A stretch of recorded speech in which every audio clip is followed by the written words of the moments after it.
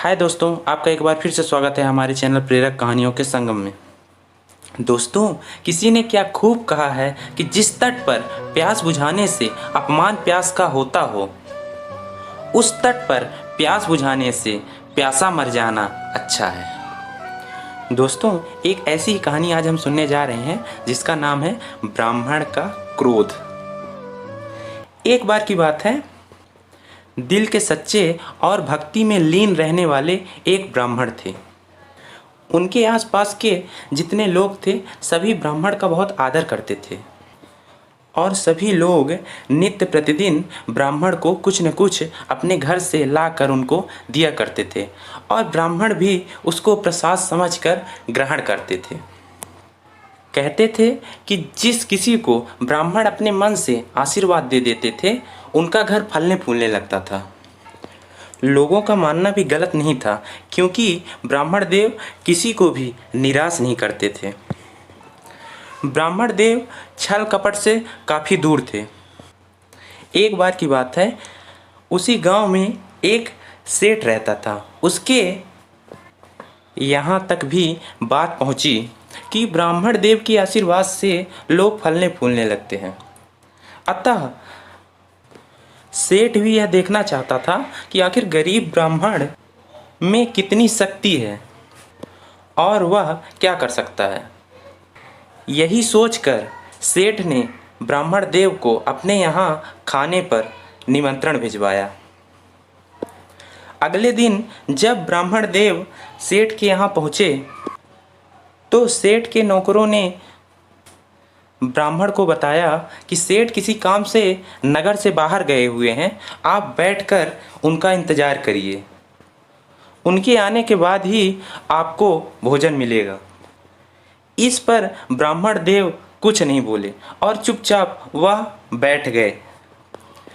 सुबह से शाम होने को आई, लेकिन सेठ अभी तक नहीं आया।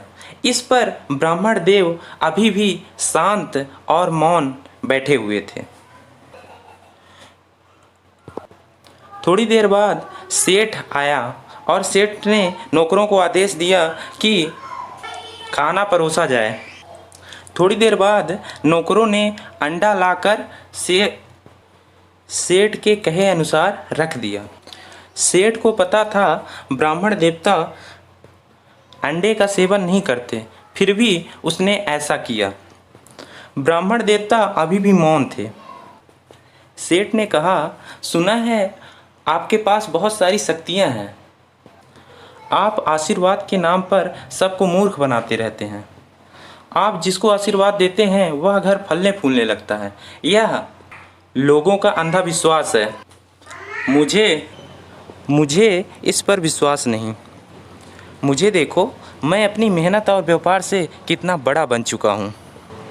यह सब सुनकर ब्राह्मण देव बिल्कुल सहज और शांत बने रहे और वो मुस्कुराए और बोले, सूरज एक दिन ढल जाएगा, चाँद डूब जाएगा और तारे टिमटिमाना बंद कर देंगे। यह कहकर वो चुपचाप वहाँ से चले आए। सेठ को ब्राह्मण देव की बात कुछ समझ नहीं आई। वह कई दिनों तक यह बात को सोचता रहा। कुछ दिनों बाद सेठ को यह पता चला कि उसकी दुकान में आग लग गई है और उसका सारा व्यापार खाक हो चुका है। व्यापार खाक होने से सेठ को भारी नुकसान हुआ और जिनसे सेठ ने उधार पैसे लिए थे वो लोग अपने पैसे लेने वापस आ गए। इस पर सेठ ने अपनी बची खुची संपत्ति भी बेच डाली और उनका उधार चुका दिया। अब सेठ के पास कुछ नहीं रहा। अब सेठ को पता चला कि उसके पुत्र की तबीयत बहुत ही खराब हो चुकी है। अब सेठ बहुत ही उदास हो चुका था। अब उसे समझ नहीं आ रहा था कि आखिर वो करे तो करे क्या। अब उसे याद आ रहा था कि जिस तरह मैंने ब्राह्मण देव का नुकसान किया, हो न हो मुझे उनके अपमान का ही फल मिल रहा है। अब उसे ब्राह्मण देव की कही गई बातों का गूढ़ रहस्य समझ आ चुका था। सूरज ढल जाएगा, इसका मतलब सेठ का व्यापार ढह गया। चांद डूब जाएगा अर्थात उसका पुत्र जो बीमार पड़ा है।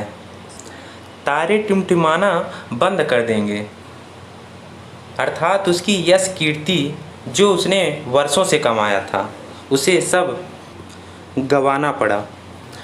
इस प्रकार सेठ को अपनी गलती पर बहुत पछतावा हो रहा था। इस प्रकार दोस्तों, किसी ने क्या खूब कहा है, दुआ किसी को दिलाती है तख्तो ताज, दुआ किसी को दिलाती है तख्तो ताज, मगर किसी की आह भी हुकूमत छीन लेती है। ये था हमारा आज का वीडियो। अगर यह वीडियो आपको अच्छा लगा हो तो लाइक कीजिए और अपने फ्रेंड के साथ शेयर करिए, और चैनल में पहली बार आए हैं तो चैनल को सब्सक्राइब करना ना भूलें। Thank you.